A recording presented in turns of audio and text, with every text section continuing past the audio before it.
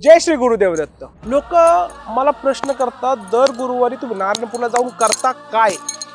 दर गुरुवारी तीच मूर्ती बघायला तुम्ही एवढ्या लांब 150 किलोमीटर जाऊन येऊन का करता? त्यांना काय सांगू मी की ती मूर्ती माझ्याशी बोलते, ती मूर्ती मला ऊर्जा देते, ती मूर्ती माझे सुख दुःख समजतात. त्या मूर्तीला पहिली गाडी घेतली ना, त्या मूर्तीला दाखवायला जातो मी. तुमच्यासाठी जी मूर्ती आमच्यासाठी ते स्वामी आहेत, आम्ही त्या गुरुला गाडी दाखवायला लागतो, ते आम्हाला कौतुकाची थाप देतात. मोबाईल पहिला घेतला ना, पहिला फोटो आम्ही त्या देवाचा काढतो, त्या मूर्तीचा.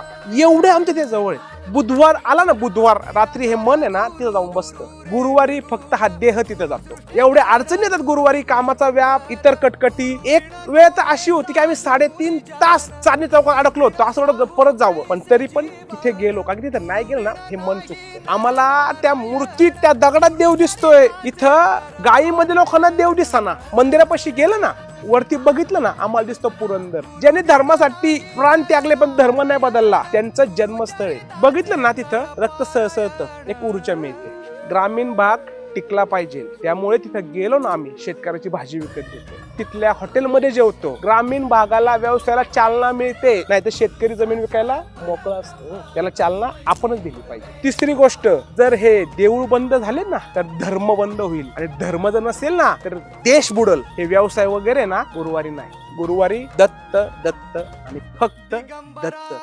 शेवट एकच सांगतो, देव बदलत नाही, देवाकडे गेलं ना माणूस बदलतो. त्यामुळे इथून पुढे विचारू नका दर गुरुवारी तिकडं काय करतो.